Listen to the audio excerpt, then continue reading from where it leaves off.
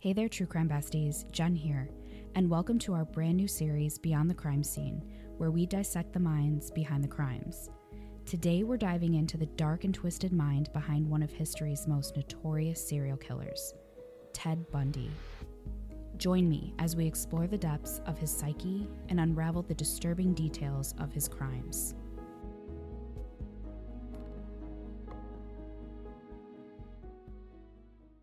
Ted Bundy is perhaps the most infamous and oddly popular serial killers of all time.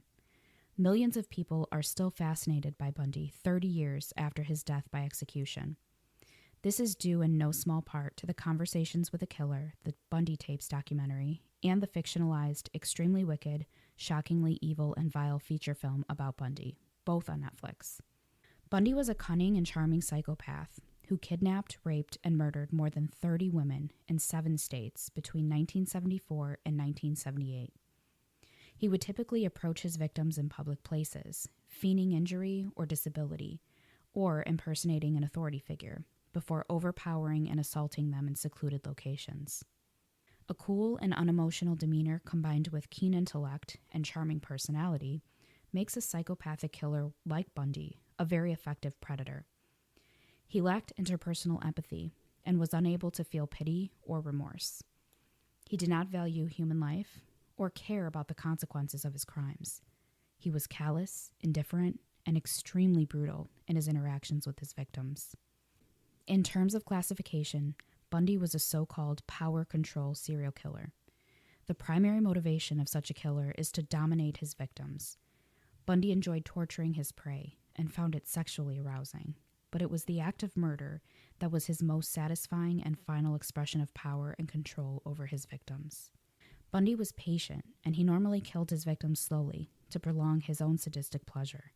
Such behavior is empowering to him because Bundy got to decide when, how, and under what circumstances his victims would die. Driven by obsessive homicidal fantasies, Bundy was compelled to murder repeatedly to satisfy his terrible desires.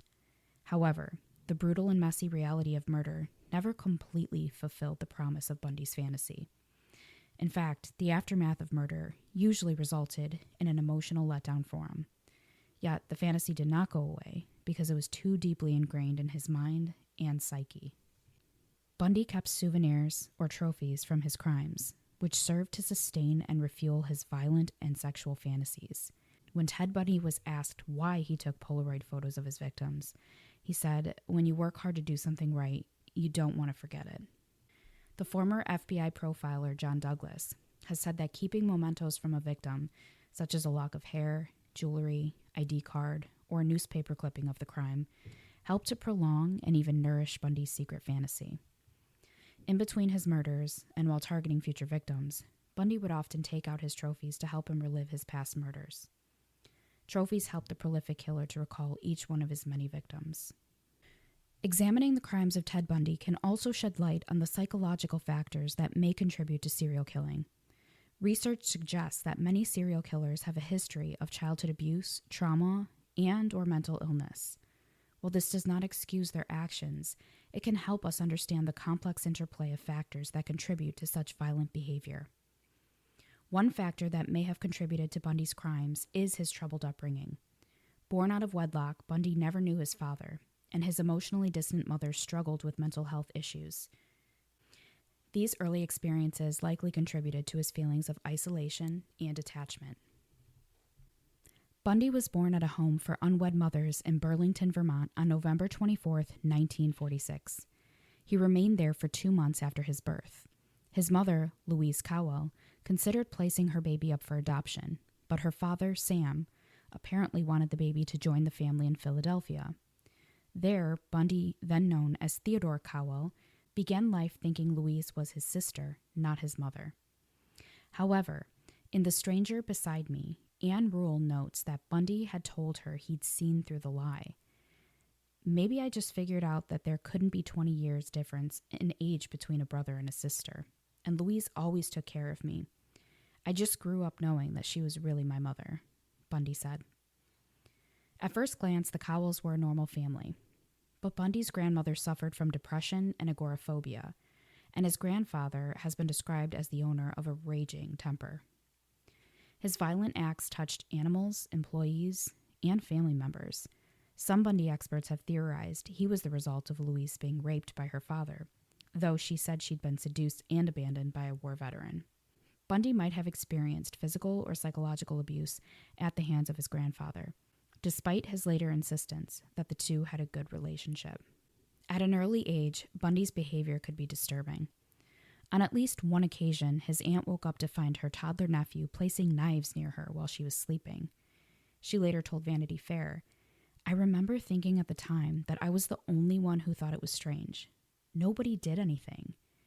In the same Vanity Fair article, Dr. Dorothy Lewis, an experienced psychiatrist, gives her opinion that such actions would occur only in very seriously traumatized children who have either themselves been the victims of extraordinary abuse or who have witnessed extreme violence among family members.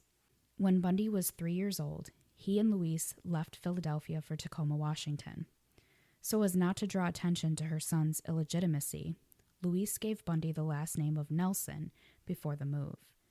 But moving was still upsetting to the young boy.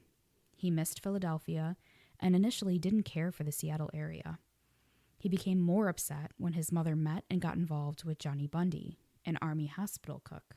Louise and Johnny married in 1951, and Johnny adopted Ted, giving him the name that would become Notorious years later. Relations between Ted and his stepfather were always tense. Young Bundy was materialistic, wanting expensive clothes and belongings that his working-class stepfather couldn't provide.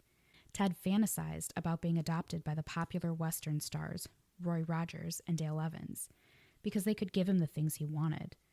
As he grew older, Ted disdained his stepfather's intellect. Friends witnessed him provoke his stepfather, who would sometimes strike out at Bundy in frustration. From early on, Ted Bundy's life was marked by deception and upheaval. It was clear that disturbing behavior manifested in Bundy from an early age, but was disregarded by family and friends. As we explore Bundy's upbringing, relationships, and behaviors, we begin to understand the complex factors that led him down the path of violence and destruction. Examining Bundy's crimes sheds light on psychological factors contributing to serial killing. Childhood abuse, trauma, and mental illness are common threads among serial killers, as we mentioned earlier. As we unravel the horrifying details of Ted Bundy's reign of terror, let's take a closer look at the timeline of his heinous crimes and the events leading to his eventual capture and execution. It's been 30 years since Ted Bundy was executed by electrocution, but the scars he left on the lives of his victims and their families remain fresh. Over 5 years, Bundy mercilessly and viciously killed innocent women across the U.S., striking terror from the Northwest Corridor to Florida. In February 1974, Bundy abducted Linda Ann Healy, who was 21 years old, from the University District of Seattle. This marked the beginning of his brutal spree, leaving communities on edge. Bundy's crimes continued as he kidnapped and murdered Donna Gail Manson, 19 years old, in March of 1974. She was a student at Evergreen State College in Olympia. Her body was never recovered. April of the same year, the abduction and killing of Susan Elaine Rancourt, who was 18 years old and a student at Central Washington University in Ellensburg. In June 1974, Bundy abducted Brenda Carroll Ball, who was 22, in the town of Burien, south of Seattle. The following month, he kidnapped and killed 18-year-old George Ann Hawkins from the University District of Seattle. Bundy's strategy became evident in July 1974, when at Lake Samish, he abducted Janice Ann Ott, who was 23, and Denise Naslund, who was 19 years old. Witnesses described a handsome young man who called himself Ted. The discovery of the remains of Ott, Naslund, and Hawkins in September 1974 marked a grim turning point in the investigation.